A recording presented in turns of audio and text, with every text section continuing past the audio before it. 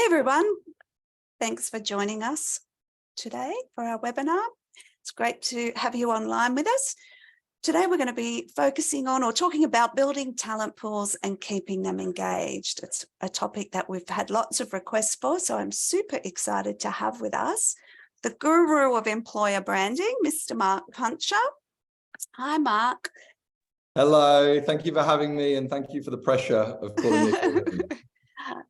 And then also my fantastic colleague, Liron Rudovitz, who's our Senior Business Development Director here at LiveHire. Hi, Liron. Hey, everyone. Thanks for taking the time. Yes, thank you, everyone, for joining us. And of course, I'm Karen, your webinar moderator. I'm the Marketing Manager here at LiveHire. So I just wanted to take you quickly through a few bits of housekeeping while we wait for a few other participants to join us. And then we'll kick off. So firstly, I just want to let you know, questions are more than welcome. We want you to ask us as many questions as possible so that you get the most out of the session today. When you're submitting your questions, if you can just do that through the Q&A option at the bottom of your screen, which hopefully your screen looks a little bit like this now. So just click on that. If you can use that option just to say hi to me and introduce yourself, that would be wonderful, just to test it out, make sure it's working. Then everybody will be included, get a copy of the video recording after the session, and any other handouts that we may mention during the session, they'll come to you via email within 24 hours of the session. When the webinar ends, you'll also be presented with a survey, and it will be wonderful if you could take time to complete that. It just gives us a way to improve. We're always looking for new content ideas, which is where this content idea came from, was people asking about talent pooling. So share any ideas or anything you'd like to know more about, or any speakers that you recommend. We'll definitely include them. There's also an option in there if you'd like more information about LiveHire to tick a box, or also if you'd like more information about Employer Branding Australia or to speak with Mark, you can also tick that box, and we'll pass those details across through to the guys at EBA and they'll contact you. Our next event will be at the end of next month, and I'm super excited to have an international speaker, which will be the lovely Barbara Bruno, and she's going to be talking to us about interviewing styles and the things that are sort of changing, and to keep your skills up to date on interviewing. So that, look out for that in your inboxes coming up. So let's have a quick squiz at the agenda. We're almost done with our housekeeping. I'm going to pass over to Mark in a moment, who's going to talk to you about building talent pools and keeping them engaged. And then he's going to pass over to Liron, who's going to share with you how LiveHire manages talent pooling. And I have to say, it's our superpower. So it's something that we're very strong in. And so we'd love to share that with you. Then we've got time at the end for our live Q&A. So I'll be managing that. As I mentioned, ask questions right throughout the session, and then we'll do that live Q&A at the end. So I'm super excited to welcome the man himself, Mr. Mark Puncher. He's going to bring his screen up while I do a brief intro. Mark has spent much of the last 20 years with one foot in talent attraction and the other in marketing. He has run employer branding or marketing operations in the UK and Australia for recruitment and media organisations, including Employment Office, Guardian Jobs, Hobsons and TS Global. So it's my great pleasure to welcome Mark. You're on mute, Mark. Wow, rookie error. So much for being a guru. For those who arrived a bit later, Karen introduced me as the guru of this space, and that scares me. I think of a mix between Yoda and Mr. Miyagi, for anyone who knows Karate Kid. And I'm looking increasingly like those two characters. So I'm thrilled to be with you here today. I want to start by acknowledging the traditional owners of the lands that we're on today. That's obviously many, many different lands and many different First Nations peoples. For me, I'm here in Mianjin in Brisbane, and that is the Turrbal and Yagara peoples. I have a map behind me of First Nations lands across Australia, and it is really important to me to remember all the time that I'm privileged to do what I do best on lands that were never ceded and that belong to them. Very, very excited to join today. I've got 30 minutes to smash out some content for you and share some insights around the combination of employer branding and talent pooling. Strongly encourage you to hang on and listen to Liron, because he's got some really interesting stats and some technical stuff around how you actually implement this stuff. And we'll obviously have time for questions at the end. So let's jump in. let's start with where we're at. It is a really weird talent pool, talent market right now. We're finding that people are in very, very different spots. We've got some of you I know are still aggressively trying to attract talent. It is super hard to find them. There's a lot of people competing for them. There's others among you who may be working for organizations or in sectors where we're seeing a slowdown or a tightening, potential hiring freezes. And you have your own set of challenges. And there are many people who are not really sure. And there's a lot of organizations right now who are in limbo and not really sure what's coming. I'm telling you right now that talent acquisition has never been more important, but you've got to be strategic and longer term with it. And that's what I'm going to talk to you about today. But let's talk about what's happened. So, from my point of view, there are three key trends that are colliding hugely right now. First of all, work has changed. Everybody's talking about the pandemic and what it's done. It's changed the way we work or how we feel about work.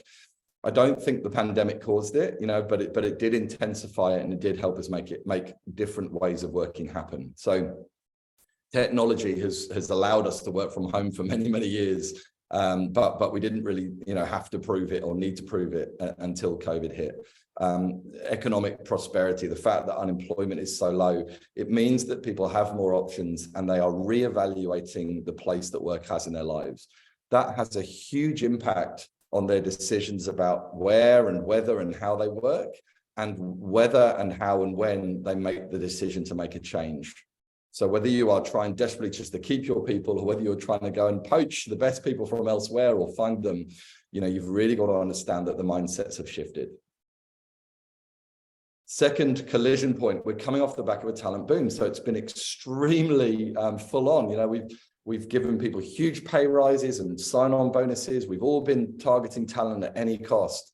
And it's changed the mindset of many candidates in market, and if anything, I'd say that there's positives to that. But one of the challenges is a bit of a gun for hire mentality, which is take the money, take the opportunity.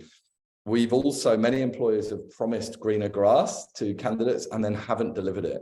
So I'd say that trust is pretty low between candidates or prospective candidates and employers right now. So you've got this crazy situation where, candidates and employees are saying, well, I can have my cake and eat it. I can get paid more money. I can work wherever I like. I can get all the balance I like. I really can have it all. But now the economy is tightening. So again, not every sector is affected by this. Many of you are going to be needed and going to be hiring more and more in the coming years and months. But whether you are or not, we've got a strange economic backdrop where every individual's bills are rising, and that has a huge impact on how they feel and what they need and what they expect from their work. You've got a very strange collision of stuff going on right now. So there's three key questions I want to ask right now, and that you should be asking right now if you're involved in talent acquisition or frankly anything relating to people and culture or workforce strategy. What do the next 6 to 18 months look like for us in terms of our commercials and our strategy? Are we growing? Are we shrinking? Are we changing? Are we stabilizing? What are we trying to do? And what does that mean for us? And what does that mean as an employer? So are we going hell for leather trying to get more talent? Are we actually consolidating the team that we've assembled over the last 2 crazy years? Are we doing something different? What does that mean for our current team? If you are restructuring, or if you've restructured, if you have laid people off, there's some fundamental work you need to do. Even if it's already done, the work's not finished. There's fundamental rebuilding you've got to do. If you are growing still and hiring, what does that mean? If you're changing, what do you need in behaviors and performance and cultural contribution from the people you have? And of course, critically for this topic, who do we need over the next 6 to 18 months? What sort of numbers of applicants do we need, of hires do we need? Who are those people? Where are they? And that, if you don't know that, then how can we go out there and plan on how we're going to target them and attract them in? And critically, if you're in talent acquisition right now, what does where we're at as a business mean for me and my team and for our work and our impact? And if you're in financial sort of tightening or slowing, super important right now to be being very strategic and ensuring that the credibility you have is retained with stakeholders, with your executive, and that you stay growing and improving in all you're doing. If you are flying, and finally CEOs and boards get the memo, talent acquisition is so important. How do we keep it there? And how do we get the backing we need, whether times are going to be great and we're going out hard, or whether we are times are tough and we're actually trying to consolidate. So these are three big questions to ask, and I think they should, any people in culture and any employer branding or talent pooling strategy should start with this. At the end of the day, what matters most, I believe, to everybody on this webinar in terms of their role and what they're doing at work is how do we attract the right people who can thrive with us and who will stay and perform. And that is not just about who they are and who they were born to be. It is about how they feel about you as a result of their engagement with you, whether they've joined you, whether they've just applied and are a candidate, or whether they haven't even applied yet. And to do that properly takes a proper strategy and a longer term view. And we're actually releasing a guide shortly with LiveHire, where for free, which is basically showing how you combine employer branding and talent pooling for optimal results. So I think it's really important to remember that employer branding in its own right is very powerful. So is talent pooling, but one without the other, I think you're missing a huge opportunity. So let's talk about some of the fundamentals here, and you will get this deck and this recording after this, so don't worry about taking too many notes. But the first thing I have to remind people of is when you put out your ads in a traditional campaign, whether you're advertising yourselves or sending out a recruiter or whatever, the vast majority of the people who could be amazing in your organization never knew you were hiring. So when you hear yourself or somebody else say, oh, well, didn't get much of a response, but it's a tough market, or, I guess that's all there is out there, I think that's the wrong approach. We're not talking about active versus passive candidates, ad infinitum. It's not black and white. What we're saying is that every single person out there is open to the right role, the right opportunity at the right time. How, though, do we make sure that more of them see and find out about us and are compelled to take action? Because for all those amazing people out there that could be brilliant in your organization, the vast majority never saw your ad, never saw that you were hiring. And of the tiny percentage that did see you were hiring or were aware of the opportunity, the vast majority were simply not compelled to apply. Even if you're a great choice for them, even if they think they fit really well with you, the timing might not be right, or for other reasons, they might have got distracted or decided, I'm just not going to put that forward. So much of the power of talent pooling is turning unknown to known. So a load of people engaging with you, hopefully watching your videos, seeing your content, etc. How do we turn them into known prospects for us so that we can keep nurturing them and convert them into applicants and hires at the right time? So to do that, when it comes to employer branding and recruitment marketing, it's all on this slide here, but essentially, the advertising is important, and you should be running advertising even if you're talent pooling, but that really should be the icing on the cake. And it's where you turn the tap on and benefit from all of the work you've been doing and catching those raindrops over many weeks and months and years. So employer branding is the work we do to really shape how they feel about us as a place to work, so that when they see our ads, they're instinctively, inclined to explore this, and they're already starting predisposed to making a decent application or joining our talent pool and finding out more. The recruitment marketing is the unsung hero here. It's how we stay front of mind, consistently just showcasing why we are a great choice to work, great place to work for the right people who are joining us for the right reasons, what we're about, the stuff we're working on, etc. So when you do these things really well, my team and I will help you do all this: content, strategy, storytelling, all the things we do best. But the key with the talent pooling piece is, if everything you do on employer branding, recruitment marketing, recruitment advertising, if your only call to action is check out our vacancies or apply now, you're only ever going to get a small percentage of the opportunity that you could have. What we're trying to do is have a soft capture to capture people. Yeah, sure, for now, for the current vacancies, but what about for the future? So very, very simply, when you do talent pooling and employer branding well, you will drive much more effective recruitment campaigns for now and for the future. Let's talk about how. There's 4 key tools to attract the people we need and keep them connected. And I always say that, I used to say from when I started employer branding in Australia, there are 3 key ingredients to great employer branding: proposition, strategy, and storytelling. And then when I started talking to LiveHire and some of our other partners we work with, across the recruitment and talent acquisition sphere, I realized, it's all very well to have a great EVP or a great talent offer really well articulated. You can have a brilliant strategy, you can tell stories and put out content. But if you want to scale that and sustain that, and you've got to turn it into a rhythmic engine, and talent pooling through LiveHire is just an exceptional way to do that and cash in. And I know that Leron's going to talk about that in the next part of this session. The nirvana of great employer branding is active advocacy. And normally I talk about active employee advocacy. When your employees are actively referring people to apply for jobs with you, not just because there's a bonus for them or an incentive, but actually because they're proud of what you're trying to do, and they really see an exciting future for them and people they care about.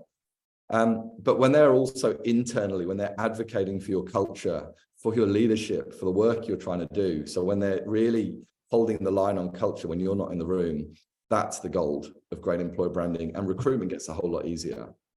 The reason I took employee out of this today is because when we think about talent pooling, I want you to go even further and think about active candidate advocacy. What if every unsuccessful applicant from a campaign that we run for a role was left that process as an advocate for us, saying, I didn't get the job, it wasn't the right time, they decided, or perhaps I withdrew, but my goodness, that was a great experience. And I'd love to work for them in the future when the opportunity is right. And even if I don't, I will absolutely recommend others to do the same. And there's a whole load of data on there about employer branding and consumers. Bear in mind, many of the people in a recruitment process are indeed your consumers as well. The other thing I want you to do is to think about active advocacy from your talent pool, even people in the talent pool who haven't applied before for roles. Turning them into advocates has got to be a great process and system for a great outcome for your strategic talent work. All right, let's get into some detail. Let's talk about the 5 key elements of effective talent pooling. This is what I've observed over too many years doing this stuff. I think it's really simple, but I don't think many people do it very well. The first around talent and talent pooling is capture. How are we going to capture people to join our talent pool? So think about this. You've got candidates of campaigns, and LiveHire makes it super easy to build those applicants and so on into your talent pool. What about people who've left you, alumni of people who've worked for in the past? They should be in your talent pool. What about people, and this is critical, people that we get to express their interest in joining us? Now, just over the years, I've noticed, and I don't want to sound too boisterous with this, but I've seen so many employers on their careers site, right at the bottom, 16 or 17 scrolls down the page, they have a little thing that says, want to express your interest, email us at expressinterest at whatever. You won't get many emails. And so, but I want you to remember that doesn't mean that it's not the right thing to do. It just means you're not setting it up right. In my opinion, at the top of your careers sites, as much as possible, you should be having a perma box, a widget there that says, express your interest now. Whether it's for today and role right now, whether it's for the future, we would love to get to know you, so that we can actually help you find a great role with us when the time is right. We should be targeting that hard and getting people into the system. Now, obviously, if you've got no budget, no time, if you're not recruiting loads, I get it. You can use your socials, and you can do a call to action to contact us, or you have a little web form on your site, and you can use a spreadsheet. Of course you can, and I'd rather you did that than nothing at all. But needless to say that if you want to do this in a painless way and in a way that actually consistently sustains and adds value, you should absolutely explore, a talent pooling system and process like LiveHire. The next element is manage. It's all a lot of people put people into the wheelie bin of their talent community, and then they sort of just leave them there. And that is the biggest failing I've seen consistently. They think they have a talent pool, but it's actually, we just got some emails, and one day we'll send them an email, or we'll send them roles. And the classic is just to send everybody an email saying, here's a vacancy right now. And it really wasn't worth the trouble. You need to manage that data properly. How are you storing that data? One of the key things to think about is, how are you segmenting that data based on how you feel about this candidate? So for example, if you run a campaign and put an advertising campaign for a role or a vacancy campaign, and you just put all of those applicants into your talent pool, we know that many of those applicants you probably don't even want to hear from again. That's the truth, that they might not have the right things you need, and you might have a strong belief that they're never going to. Often I'll say it's the applicants you get within 10 minutes of launching your job ad, and they just spray and pray, and they're not always or usually going to be the optimal talent that you want. So for those people, you don't want them in your talent pool. You certainly don't want to be nurturing and engaging them. However, there will be people who aren't right now, but who could be right in the future. There'll also be people who just missed out. There might be people who withdrew. And of course, when it comes to expressions of interest outside of campaigns, there's a whole load of people that you haven't even met yet. So it's really important when you're putting that data in that you have a strategy for how you're going to manage it, how you're going to store it. And we talk even the basics of, having a traffic light system, really interested in them when, now for when we can, might be interesting in the future, or probably not interesting, and there's obviously much more nuanced ways and strategic ways to do it. But even that basic scoring will give you something to work with. The next phase, I'm going to really focus on this in the rest of my chat after this slide, is about nurture. And nurture, again, a real issue is people get their talent pool and they put people in there and they go straight to this last one, which is, well, we'll contact them when we've got a vacancy. And that isn't the way to play this. You've got to take that longer term view. How do we keep those talent communities warm? How do we stay front of mind? There's an assumption that when we send an email to someone to a data list that everybody's going to read the email. They won't. There's loads of cool data out there about email marketing, and Leron's going to talk to you about how powerful SMS can be over email. But in any of this stuff, if you talk about email marketing, we obsess over the subject line and what we write. We think about the copy. Of course, we think about the quality of the data list. But the key thing for me that I've found consistently affects the open rate, so the number of people who actually open the email and engage, or open the SMS and do something with it and click, is how they feel about you. If they know that by opening this email, if they feel confident that they're going to get value and that it's going to be informative or entertaining or fun or useful, they will open that email. And the same with clicking through on links. So really important that we build relationship with our talent communities, not only so that, first of all, so that they engage with our stuff, so they have a look at the vacancies that we might send them later on, but critically, so that they stay engaged with us and they consider, I really want to work. I really want to work here in the future. So nurturing is key. We're going to go on to that. Of course, you need a strategy and a process for how you're going to target people. Just going to, I spend a lot of time taking people into the weeds on the problems and stuff. Let's talk about an amazing moment. If you're not already, imagine a moment when you say, whenever we have a vacancy, for 72 hours before we spend any money or time advertising or partnering with consultants, etc., we will put this out to our talent pool. We will actively target people and engage people and ask them if they're interested. I can tell you right now, if you do talent pooling and talent communities well, the quality of the applicants you will get from your talent pool will always outstrip the quality overall of the candidates you see outside of your talent pool or just in market. So how do we go out there and target them and promote roles to them? If you're just sending out an email every 6 months or every 3 months going, here's the vacancies, you're really not optimizing the opportunity that you have. And the last one, of course, as with any strategy, it's measurement and optimization. How are we going to measure the effectiveness of our talent pooling? At the very least, look at the hires you're making. Were they from your talent pool? Were they engaging? This stuff really works, but you have to keep showing the value to the stakeholders who hold the purse strings. So when it comes to nurture, I've got some tips for you in the next couple of slides, but I'll tell you this top line. I want you to, for those who might fall into this trap, I want to encourage you to stop thinking of talent pool as great so that we can push our vacancies. It's not as simple as that. How do we think about all the people who could be great for you in the future, whether they've applied for a role or not? How do we make sure they are aware of us as a place to work? I know about them. They have jobs and they employ people who do what I do, right? Taking them from awareness to appreciation. I think that could be a really great place to work. I've heard good things about that. I can see myself in that organization. And then through to affinity. I want to work there. I can absolutely see myself thriving in this space. And when there's an opportunity or when the time is right for me and for them, I will be there. All the way through to advocacy. Either I've worked there or I work there and I would recommend others do the same, or I haven't worked there yet, but actually I would love to in the future. And in the meantime, that role's not right for me, but that is really great for my girlfriend or for my friend or for somebody I know from my last place of work. So it's driving up from awareness, initial awareness, to advocacy. And it's very, very, very hard to do that if you don't know the person you're talking to. In other words, when you're just putting out on socials and you're blind, very, very hard to sort of to shape those things in a very controlled way. Whereas once you have a finite pool of people and you have their details and you're engaging with them directly, you can really take much greater control of that process. And remember, this is all about conversion.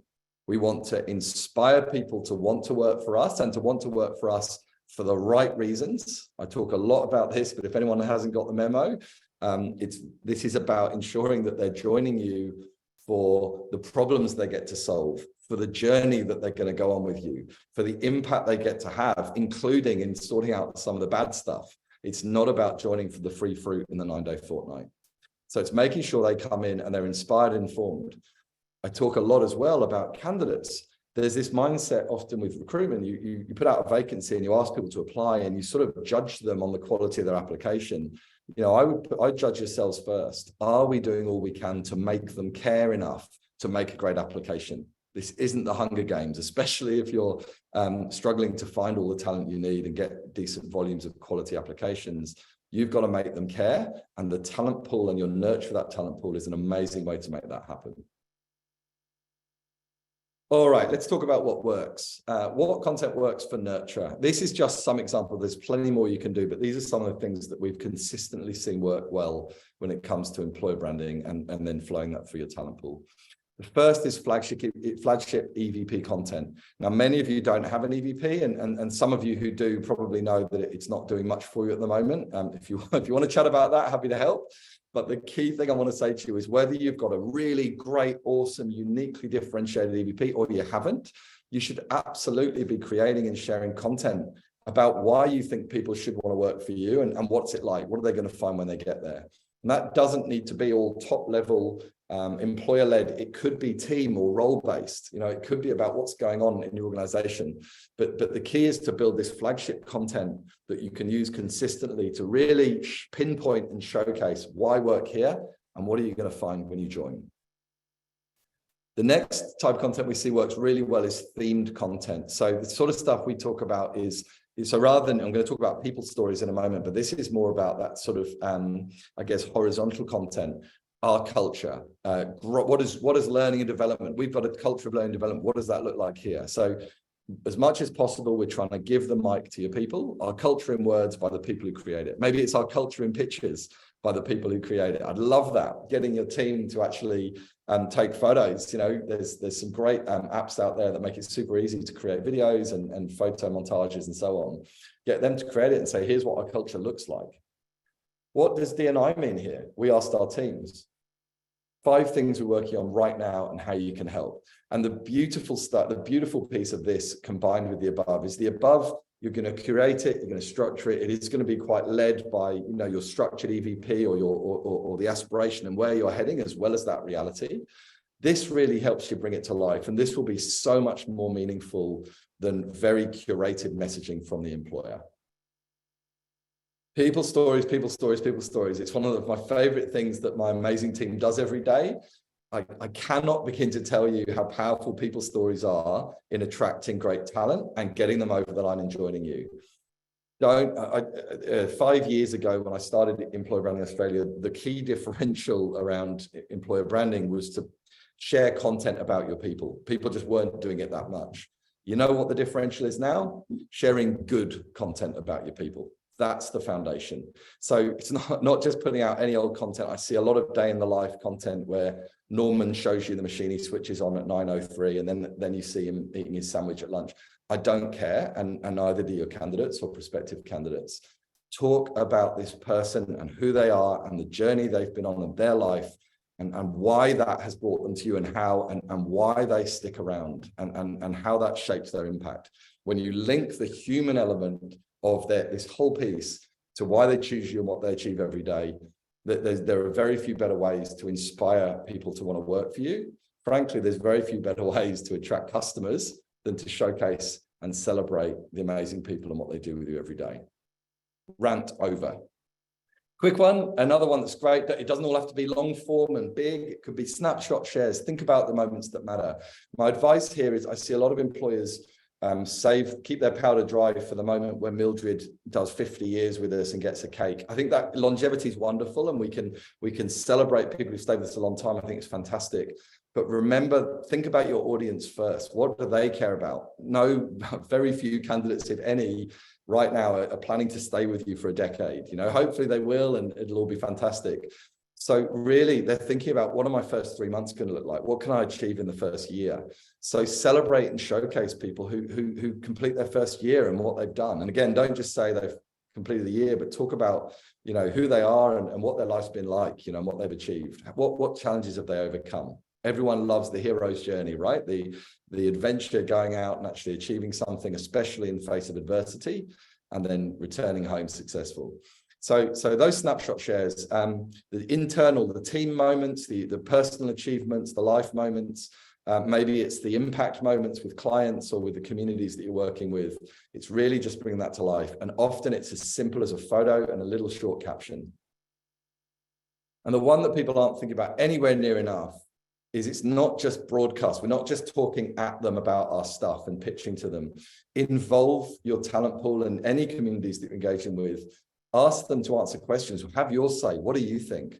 We're trying to solve this problem right now within our business. What matters most to you? So really involve people and get them engaging with you.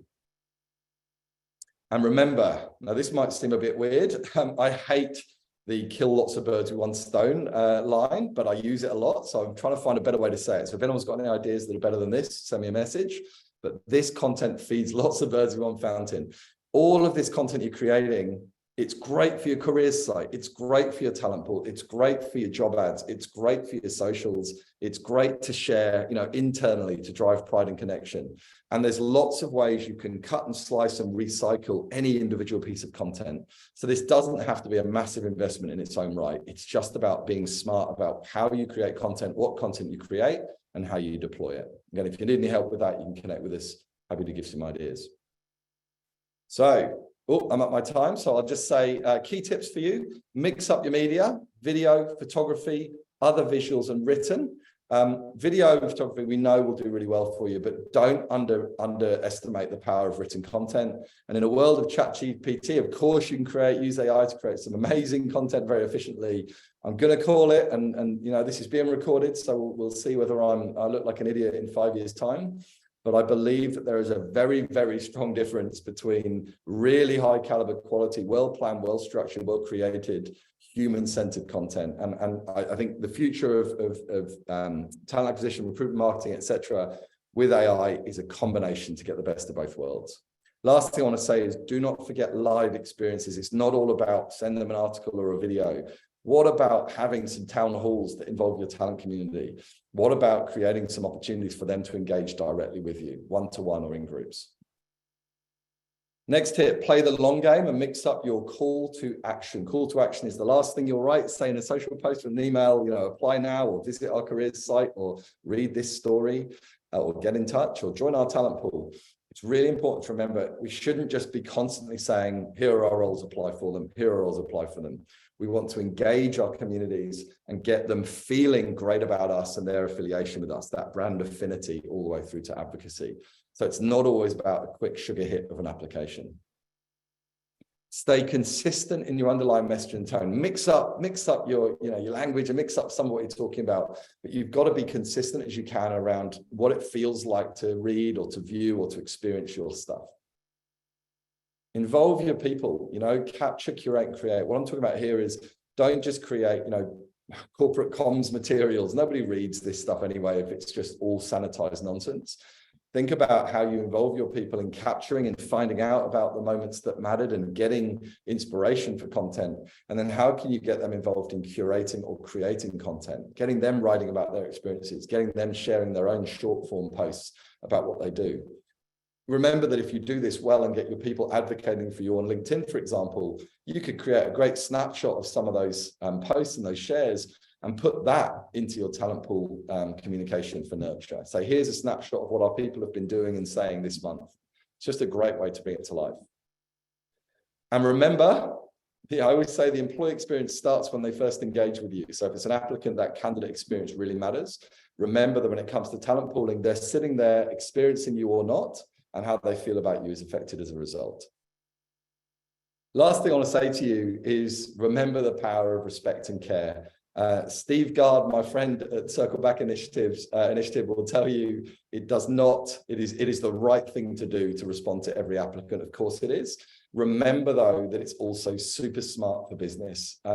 When you take that talent pool and you add value to them, when you respect them, when you don't spam them, when you seek to add value every time you engage, you will consistently get better quality applications, and you'll get people who join you for the right reasons and who will stick around. So I'll stop there. We have some free guides, including the guide we're about to release with LiveHire. If anybody would like them, feel free to connect with me or email us or do whatever you like. I'm going to stop sharing and I'm going to hand over to Liron because I'd love you to hear him talk about the specifics of some of this stuff, particularly around processes and systems. And then we're going to jump in with some questions. And I hope you've got some, otherwise things will get awkward. Thanks, folks. Mark, thank you very much. And just while I start sharing my screen, I think the one thing that really sort of sticks out for me, and I'm just going to keep your face up there while I keep talking. Apologies, everyone. Is how personal and how everything needs to be focused on the experience. And at the end of the day, LiveHire is a piece of technology. But I think if we're going to use technology just to replace what people do and expect a like for like or a better outcome, we're probably missing something. The whole purpose of technology is to enable, especially from a recruitment perspective, is to enable people to provide a better experience. And that is something which ultimately AI is never going to replace. How does a human connect with a human? So creating those humanized experiences. And I love how you sort of approach that. And I think, you had your 4 steps, your proposition, strategy, storytelling, and then that process, systems, habits. That's where LiveHire plays, right? We're the system that hopefully links together with the people, the processes, and the rest of it.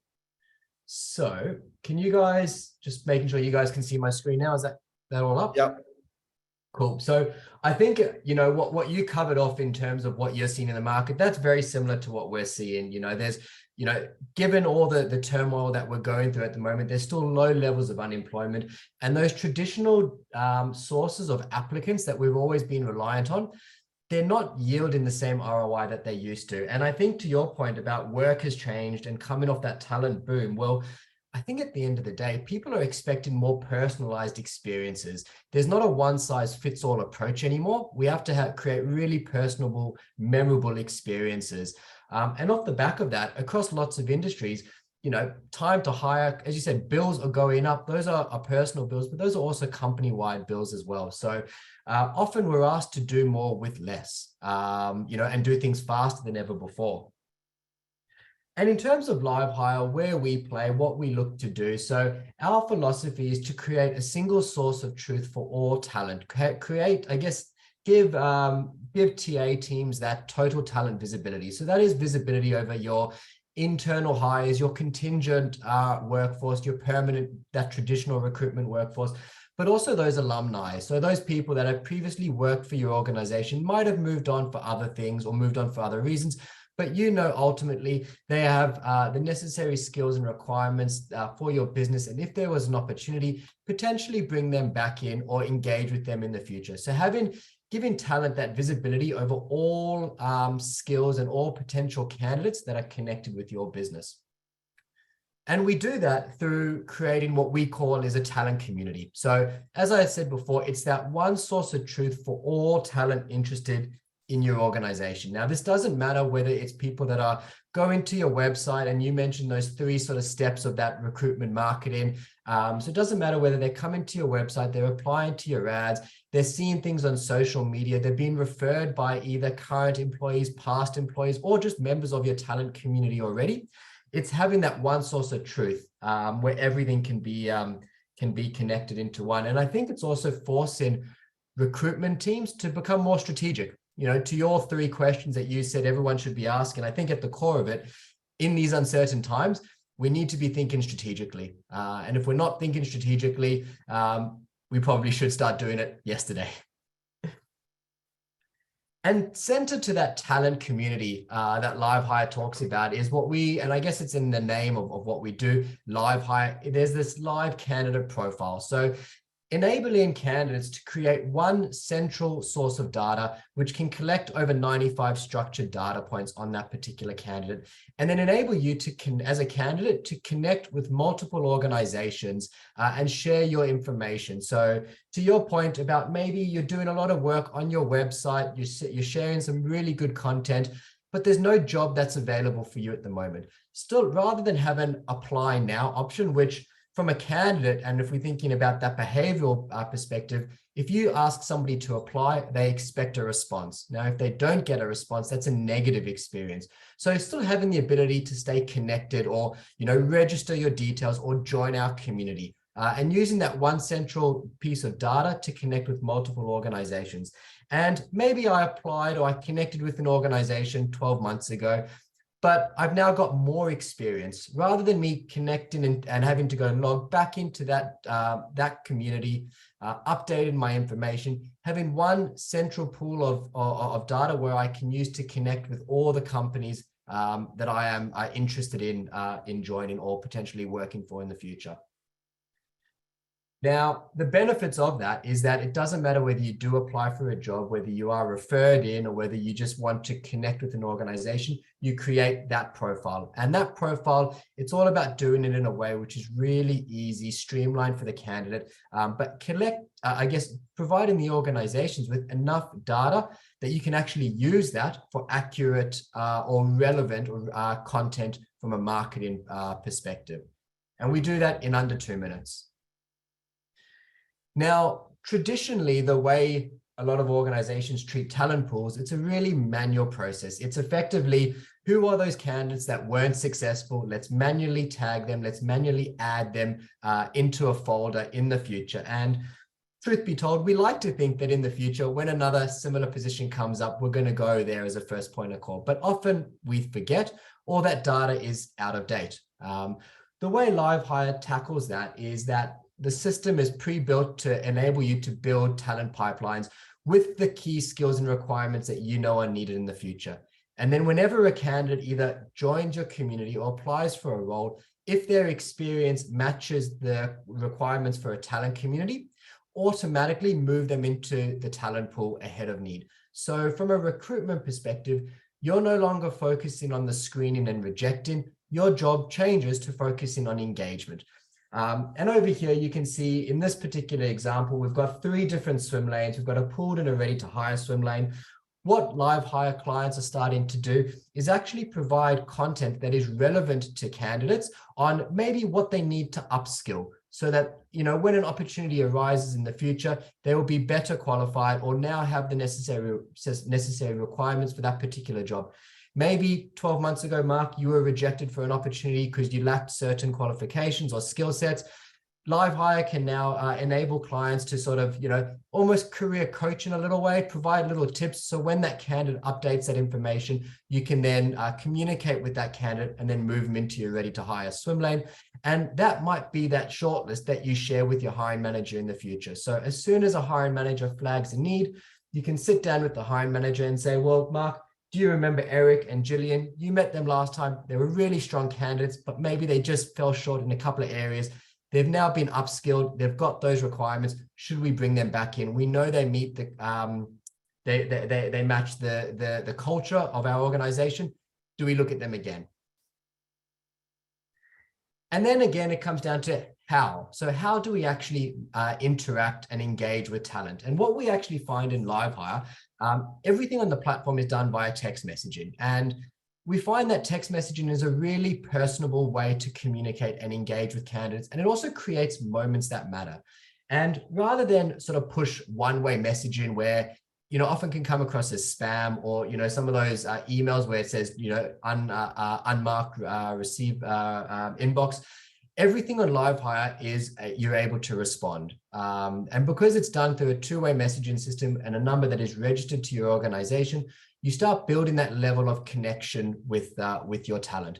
And what we actually find on the LiveHire platform is that it's actually less contact points than you would think you need to start building that level of engagement and I guess receive a response. We actually find that on average, you can send out 3 messages And that is that point of contact where the candidate is now engaged and ready to engage and respond back. And if we think about those automated messages, that moments that matter, as soon as you join a talent community, you get a message. As soon as you apply for a job, you get a message.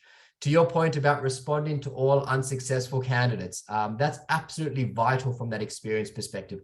Every candidate that puts themselves forward for an opportunity needs to be responded to with an outcome. And LiveHire prides itself on making sure that every applicant is responded to. And that's how you create those moments that matter. And when we see the difference between, I guess, those typical, CRM nurturing, which is effectively a spray and pray mentality, by only messaging people that, really detailed match what you're looking for, that's where we find that level of engagement is that much higher. And then lastly, before I hand over again, I think it comes down to that effectiveness, right? So in this market, it's all about making things really personable and creating that personal experience. And what we find is that those clients that look to talent pool and nurture their community, it's a battle of quality versus quantity. We find that on average, they actually only need 3 shortlisted candidates from their talent pool to make one successful hire. Now, you compare that with a job board, you need 15 candidates to get one on your shortlist. But also, if we think about the impact on hiring managers and the time that they spend through the recruitment process, clients that use their talent pools and really nurture their talent pools, you can actually make 6 hires before one person drops out or rejects your offer, because that talent is engaged with you and your business and matches the criteria closely. Whereas candidates that come from a job board perspective, it's effectively 1-for-1, because the level of engagement tends to be a lot lower than people that have been nurtured through your talent pools. So I'm conscious of time, and I'm going to pause there before we jump into any questions. I can see a couple of things that popped up, but so many good questions, Leron. Oh my gosh. I'll hand back to Karen. I think you were moderating some of those questions. Yes. Let's kick off with the questions. Can everyone hear me? Yep. Absolutely. Yep. Okay, so let's start from the top. I think this one's probably for you, Mark. How often would you suggest to contact the candidate to keep them warm in the talent pool? Yeah, really good question. And just to flag, Karen, I answered one of them, but just to say that we will be discussing it. So if we could go to Karen's comment as well. How often, like anything, it depends on the actual, on your relationship with the talent. If they're super engaged, they want to hear from you more. If they're not. So it's really tracking the conversation. So if somebody's just joined you, you've really got to monitor what's actually going on and how much they're engaging with. As a rule of thumb, if it's general communications, I wouldn't be spamming them too much. Actually, as part of another question I was asked, I'll answer that. Somebody asked about the how would we actually engage them? Is it just an email out? The key in all of this for me, I would consider a form of drip where you can basically send, let's say 3 individual messages through SMS and email or either of the two, where you're actually, saying, right, thanks for joining our talent pool. Here's what we're all about, and here's what you can expect to hear from us. So you're actually framing the conversation you're going to have.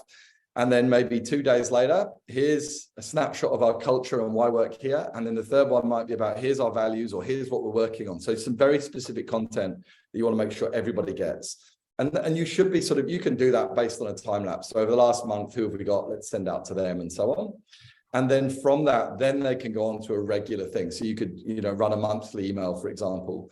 I think the key thing to answer the question about how frequent, have a look at what you're seeing. If you're seeing a lot of people unsubscribe, then consistently you're probably getting that wrong. Although usually that's more an indication of the quality and the value of the content than it is the frequency. What I don't buy into, and this is controversial among some people say, push hard, keep pushing until they buy. I think that's suicide when it comes to talent and your employer brand. So less is often more, but just be consistent.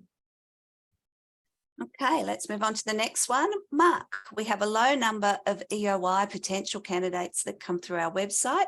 What strategies would you recommend to increase the traffic of expressions of interest? Yeah, absolutely love this question. There's so much you can do, and this isn't just about talent pooling. It's about the overarching piece. The first thing is, if you think about your website, your careers pages, what do you want people to do? most people say, I want them to apply for a job. The issue with that is if you've only got 10 jobs right now, or 3 jobs right now, or 30, but you have many more in the future, you're really, if you optimize to just apply for these jobs, you're missing out on a lot of talent engagement. So I would convert that into that EOI. So join our talent pool. So on your on-site, look at user experience, really having a clear button or widget or component of talent form that is there on every page in the same place, maybe that is pinned to the page. So even when they scroll, there's a little thing there, as long as it's not too annoying. Have that there, you will drive up more engagement. The key though is not just to have it, it's what you write. So it's not just, express your interest in joining us. Most people will go, well, I'm not ready to join you yet. So I think it's saying, for example, get regular updates about our amazing people and the opportunities for you to join them. It's something that you're selling to say there is value to you in signing this. On that, keep it really simple. So don't ask for too much information straight away, low touch, so they don't have to do much. And then using LiveHire's platform, build up that knowledge over time. So that's one thing on your site. The biggest thing of all, put out great content. Put out great content on your socials and all your other platforms and channels using consistent CTAs, calls to action. So a lot of people put great employer branding content, or careers content out there, but the call to action is view our current vacancies or visit our site. I'd get specific, join our talent community, but again, you need to say why. If it's join our talent community so we can spam you, if that's the individual's perception, they're not going to convert. The next one on there, and think about in that content, do targeted content. Why should you join our talent community? We're always looking for great people. By joining our talent community, we'll find you first, and we'll open this up to you first. But also think about more piggybacked content where, for example, you're sharing content about your culture, or even you're sharing content that is wider, speaking to your customers or speaking to the market. Have on there, and if you'd like to join our, if you're interested in joining our team now or in the future, jump in. So you could even just comment on marketing's posts and just add that in and fly the flag for talent. That will get you more expressions of interest. When you've got specific content, sorry, I'll shut up in a minute on this answer. When you've got specific content like an article, interrupt the content, hijack it halfway through at a point where you've really nailed something that's going to make the audience punch the air or feel really good. Say, hey, why not join our talent pool? So it's just that little interruption of content. And the last thing of all is consider focusing on specific ad campaigns on job boards and everything else that are about join our talent pool, express your interest, rather than just this vacancy right now. Hey, perfect. This one's a long one, so bear with me. One of our internal team asked why he should apply. He didn't feel that he wanted to, as he felt it was like Seek and that he was going to be hounded by other companies.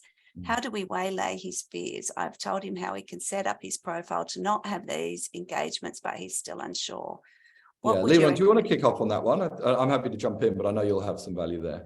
Yeah, I think ultimately what LiveHire is all about, especially when it comes to internal movements, it's actually taking the onus away from somebody applying for a job and more having the internal talent team tapping them on the shoulder and saying, hey, Mark, your skill set actually matches an opportunity that we have internally. Because the truth of the matter is, if we're not approaching staff about internal opportunities and their own career progression and flipping that conversation, the chances are that candidate is going to go look for opportunities elsewhere anyway, and we're going to lose an employee in the future. So the whole purpose of creating that total talent visibility is to enable you to have that conversation, encourage hiring managers to speak with their staff about, well, where are people going within the business? Where do they want to go as well? What are the skills that they maybe lack that they need to progress in the future? And so I would say more flipping that conversation. The other key thing just from that in relation to LiveHire is candidates own their data and they choose who they want to connect with. So the idea of just having a profile and then being spammed or having unlimited people contacting you, i.e. like a LinkedIn, that's when your messages start to come across a little bit as spam. So by having a profile that a candidate controls and they choose who they want to connect with, and they can also stop connecting with that organization, it's in the candidate's control. Now, the benefit of that from a client's perspective is, again, you're also not dealing with legacy historical data from a point in time transaction, which also, limits, I guess, the effectiveness of some of that outreach. Because if I applied for a job with you 12 months ago, and you come across my profile now and you try and reach out to me, if you don't have up-to-date data on what I'm interested in now, well, your chances of engagement are also quite low because you might miss the mark. You might approach me or reach out to me about an opportunity which matches my experience 12 months ago, but is not suitable to me at where I currently am in my career. So I hope I've kind of answered two questions, because I saw there was another question from Claire, which kind of was a similar opposite end to that question. Okay, while we've got you, Leram, I'll ask you another one. Using LiveHire, how do we declutter the talent pools effectively so they do not become overwhelmingly large? That's a great question, Holly. And I would say the answer to that is probably just putting in place, I guess, some of the parameters of the KPI. So how large do you want your talent pool to grow? So it doesn't just become an endless another list of people, but also making sure that you are active within that. Now, we're not saying active every single week or every single day or every single month, but obviously you do have to try and keep some, I guess, some sort of level of updates on that to make sure the list is just not populating endlessly. But also by having those different swim lanes enables you to sort of keep people at different stages of the process, right? So people who are in your pooled swim lane and people in your ready to hire swim lane might have the same criteria, but your level of outreach might be different. So that's another way to help control that.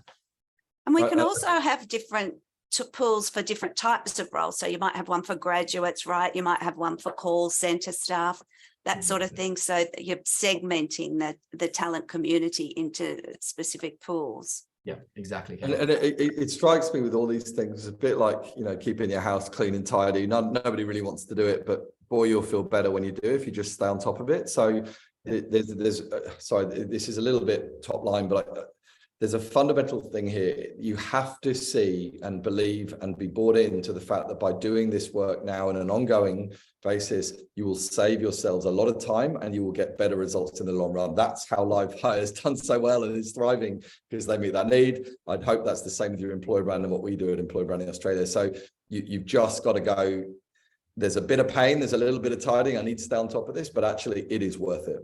Yep. Yeah, definitely. And this is kind of, I guess, the next one's a bit of an extension on that. Do you suggest having a talent pool for every role we have in advance? Yes. Do you or I guess it depends on each individual business. And yeah, I would say probably depends on the nature of what that role is and the nature of the business and how tight the market is in your particular area. I don't think there's a one size fits all approach. But I think certainly when you're thinking about the nurture and the content, I love the idea of role families and areas of your business, but just be aware in your messaging that you don't channel towards one specific role. So, there's a great question, that last question there that we have from TJ about senior executive candidates.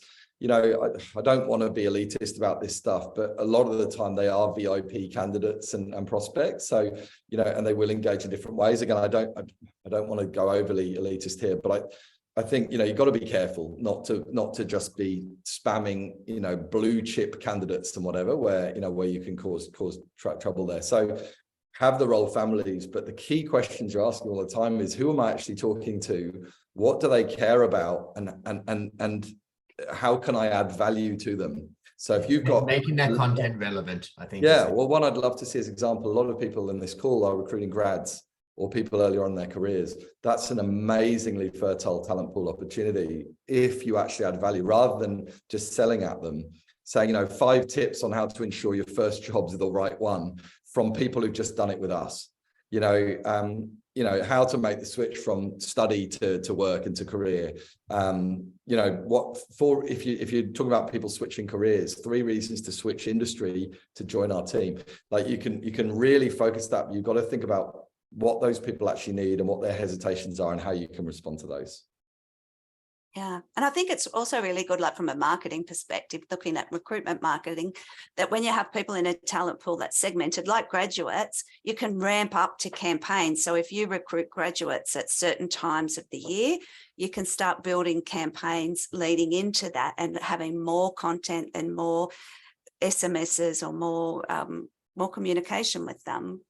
Can I give one last piece of advice, Karen, if that's okay, if we've got 20 seconds? One thing I'd say is how you put that person, how you introduce that person to your talent pool will affect hugely what you get out of it and them later on. So don't just plonk them in and without them consenting. Don't just send them the same stuff. Like if somebody's gone through a recruitment process with you, we were having this conversation in preparation for this actually. You don't just go, you're unsuccessful. Hey, join our talent pool. We'd love you to apply again. Nobody's going to want to do that, right? But if you actually have the conversation, say you were fantastic. We take a long-term view to our recruitment. This role wasn't quite right at this time for you, but my goodness, you'd be fantastic in the future. Can I add you to this? It'll do this for you. This is the benefit. That's a VIP limousine candidate that you need to nurture, because that could be your next vacancy sorted. So you've got to have that mindset of the difference between a bulk list of people that you're just plonking in there and spamming, which we shouldn't be doing, and someone who could literally be your next hire. You could get them with a couple of emails. So anyway, I hope that's useful. Think about when you put them in, that's what establishes the rapport and the relationship. Okay, so did we want to dig any more into TJ's one on senior executives into talent pools, or have we covered that off, do you think? I'm conscious of time. I think it might be we're just going slightly over. TJ, more than happy to bring that up either with yourself or Mark. We did have Craig's critical question too later on. That was a very important question. Sorry, I kind of jumped in right now. Here you go. This is for free. The classic is an applewood. Love an applewood. If you want a beautiful, refreshing meal in a glass, go for Malfi Rosa, the grapefruit with a decent wedge of pink grapefruit and a sprig of rosemary. It's quite mainstream. It's not artisan. It's not very impressive, but blimey, it's lovely. The question was, for those of you who didn't hear or see it, was what was Mark's gin recommendations? Sorry. Because on his LinkedIn profile, he lists himself as a gin enthusiast, and I think his email signature possibly. One more, the Republic of Fremantle. I got a private tour by an entrepreneur I met the other night in Perth. Oh my gosh, their vodka and their gin are next level. Jump in. Or don't drink, it's better for you. Thank you so much, Mark. You've been, as always, very generous with your knowledge and time. We appreciate it. To our wonderful audience, thank you so much for joining us today and sharing your day with us. Please take time to complete the survey at the end. We'd love to hear your thoughts and feedbacks on topics and future speakers. And if you'd like more information from either LiveHire or Employer Branding Australia, please tick the box when you're doing the survey. Thanks, everyone. Thanks for hosting. Thanks, Mark. Bye. Bye, everybody. Thanks for coming.